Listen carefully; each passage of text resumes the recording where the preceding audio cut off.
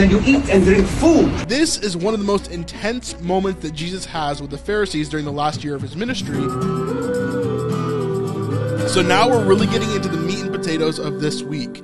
We're kind of starting on day 16. This is the second day of filming this week, I believe, on Tuesday. But as we continue through, we're really getting into the meat of what this week holds for us, which starts with this character right here. Before I reveal who she is, do any of you remember who this character is?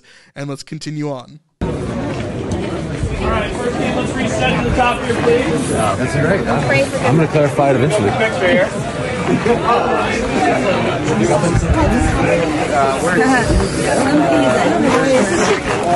Shula, Barnaby, Simon, Rama, Tamar, Mary. We've got Matthew, Simon Z, looks like little James, Thaddeus, Andrew, Thomas, John, Nathaniel. We've got Jesus here, of course. And then this little head right here behind Jesus, I want you to remember that as well, because we're going to come back to that later for those of you that are on the live stream. Now, here we have that first person that showed up in this clip. Nobody guessed it in the chat at all, really? I know some of you know who this is, but this is actually Rivka. Now, if you remember from season 1 of The Chosen, Rivka is the lady who was basically in charge of the Red Quarter. She was like the matron of the Red Quarter.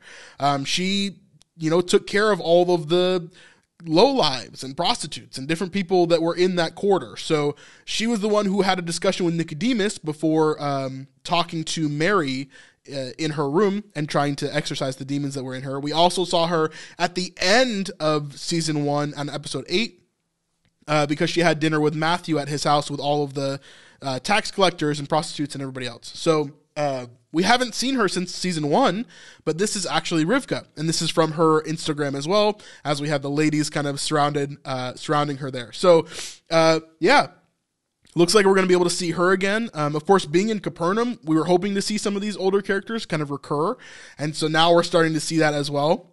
And so, yes, but yeah, that should be really cool.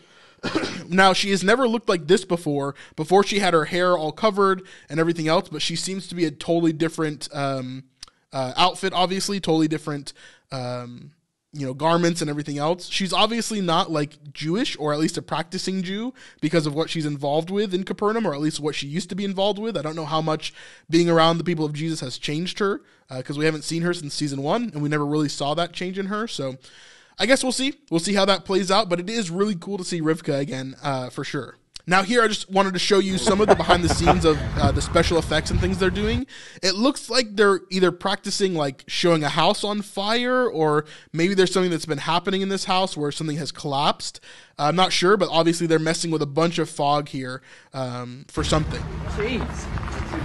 Oh, that's amazing. But it does kind of look like a fire, so maybe that's part of one of the scenes they're doing.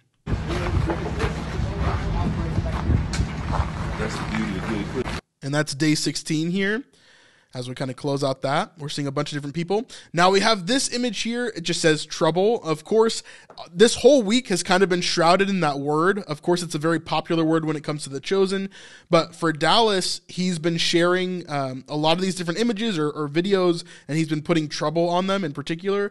Now, this is normally associated with when Jesus is prodding or poking the Pharisees, or dealing with some of the Romans or whatever else. We're going to see a lot of Pharisees here. So yeah, I'm not sure 100% what all of this is, or if this is all one scene, or if it's multiple scenes. It seems like it could be potentially 2 scenes, but a lot of it is kind of all amalgamating into one giant scene here. And that's the kind of phrasing that I've heard people talk about it throughout this week as well, as they're posting about it and everything else. Megan says they do a lot of smoke work for the background. Is it possible it could just be that? It definitely could be, but it seemed like they were testing something really intentional. So that was just my thought there. But yeah, definitely could be. Background. Action. Now here we have Atticus. If you listen really, really closely, you can hear a little bit of what he says. I cannot for the life of me make out the first portion of the sentence that he says here. But I do make out the second part, and I believe I have text on screen for you guys as well.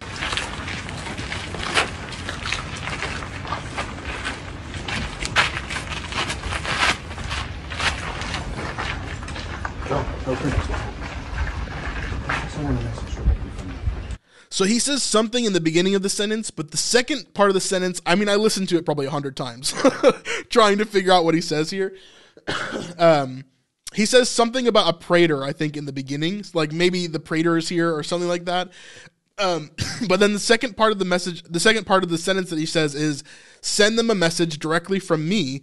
And then he really grabs onto Gaius's shoulder, and then he's about to give them a message, give him a message to send to someone. I'm assuming that this is the apostles, or maybe it's the tent city people. I'm not sure. But he's telling Gaius that he needs to deal with something, basically. But there's more proof that we have Gaius this week, of course, posing with Jelaine. We also got some interesting pictures from previous weeks of filming. One being Yusuf reading some sort of letter, and he seems very excited about it. Not sure what this could be, or if it's anything super important. But there's that. Right there. Now, we get more diving into this as well. I probably skipped a few days because I'm trying to order these in a way that is more easy to talk about as we kind of go through. And so we're seeing these Romans pop up over and over again. We've got Gaius, we've got Atticus. Now, in this one, Dallas shows us a third Roman who we're very familiar with, but finally, for the first time, we're seeing him outside, basically, except for the very first episode of the season. Of the series. And that would be Quintus. So we rarely see Quintus outside. We rarely see Quintus outside his office, much less outside in the actual public. This has to be a very, very serious moment if he's going to be out here with these nasty, disgusting Jewish people, right? In his mind, remember, he hates all these people. He doesn't want to be a part of them at all. But he is out here within the midst of the crowd, he's a part of it for some reason. And we also see this other guard, I can't remember his name off the top of my head, but the one that's been with Gaius much of season 3 as well. Julius. Thank you. Right behind him. So we're seeing these Romans kind of come up and doing a bunch of different things. They're a part of what's happening here. And so I'm wondering what could be so intense that Quintus is a part of this as well. It's got to be more than just a Jewish issue. Maybe it's just a huge uprising that's happening during this time. So now here is where we get a big answer for what we think this scene is overall. Real quick, before we continue on this video, I wanted to remind you that we're going to Israel in 2024. So if you want to join us in January, then you can go ahead and sign up with the link in the description down below. We're bringing some amazing hosts, Isaac David from Daily Disciple and John McCrae from What Do You Mean? Some of the most amazing Christian YouTube channels out there right now. And so we'd love for you to come and just experience the Holy Land with us as we get to teach you and experience it along with you. We'd love to see you over there and get to meet you guys in person in Israel. How amazing would that be? All right, let's get back to the video. Now, before, if we've looked at the behind the scenes, we can often tell if they're doing a biblical moment because of characters that are involved or because they actually speak direct scripture, and this is one of the latter. So we actually know what scene this is because they speak direct scripture from the scriptures, and so we're going to actually look at that in just a second, but let's hear what Jesus actually says here. Side of the cup and of the dish, and then you eat and drink food that goes into a body that's inside. So that's all we get from that little scene there, but we actually can pinpoint where that is in scripture due to what Jesus says there. Now he says, for you clean the outside of the cup and the plate, but the inside they are full of greed and self-indulgence. You blind Pharisee, first clean the inside of the cup and then the plate, that the outside may also be clean. So this is from a section of the scriptures that we call the 7 woes to the Pharisees. This is one of the most intense moments that Jesus has with the Pharisees during the last year of his ministry, because he is looking at the Pharisees and he's saying to them, you're doing this wrong, woe to you, and because you guys are hypocrites. Like, he's yelling at them. This is a very, very intense moment that Jesus has against the Pharisees. And so this is something huge that we're going to see. Obviously, this is a massive scene, but this seems like what they've been working on all week. So all of these extras that are here, all the Pharisees that are here, all the Romans that are here, it's causing a huge commotion within Capernaum. So it's a massive, massive thing that's being done here. I mean, even if we read some of these it's crazy to look at some of these things that Jesus is actually telling to the Pharisees. He says, "Woe to you, scribes and Pharisees, hypocrites, for you build the tombs of the prophets and decorate the monuments of the righteous, saying, if we had lived in the days of our fathers, we would not have taken part with them in shedding the blood of the prophets. Thus you witness against yourselves that you are sons of those who murdered the prophets." And then it continues on. So this is a very, very serious tone that Jesus has during all this time. We also get specific Pharisees that are coming back into the show that we've seen before. The first one being Rabbi Josiah. We actually knew this about a month ago, maybe a little bit over a month ago. Dallas had posted some things talking about Rabbi Josiah, and also we saw as the actor himself actually posted some stuff on YouTube and Instagram, different places, where we saw that he was actually coming back as well. So that was very, very cool. Glad to see him back. If you don't remember who Rabbi Josiah is, I'm going to show you him in a second, because we don't actually get to we don't get to talk to him very much in the show. Then Rabbi Akiva is also coming back. This is a Sadducee that is actually in the show as well. At least I think he's a Sadducee from what I've talked about. But Rabbi Akiva is back as well, and he is the one that we saw in episode 6 of season 3 and some other places, but he's the one that was arguing with them when they were trying to raise Jairus' daughter and was with Yusuf at that time. But we're going to see them as well. And I'll kind of play some clips so you can remind yourself of where we saw them before. So we can see Rabbi Akiva there on the left and Rabbi Josiah there on the right. These are both people from season 3 that we've seen before. Now, Steve Shermet is the person who plays Rabbi Josiah, and he's tagged in this post as well. But this is Rabbi Akiva. If you remember from episode 6 of season 3, that's who that is, if you remember him.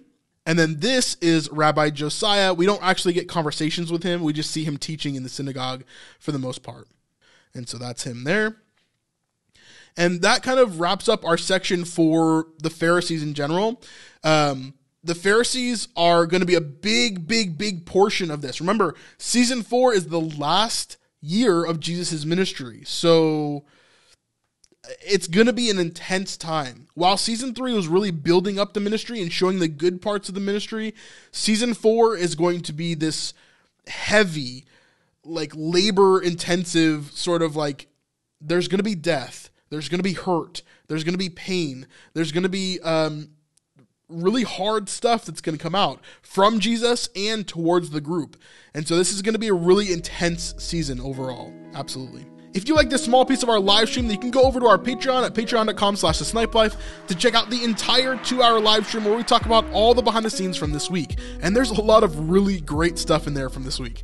So go ahead and check that out in the description down below, or just go to patreon.com/thesnipelife. It would really mean a lot to us. This is seriously the best way that you can help to support our ministry. All right. We'll see you on the next one. Peace.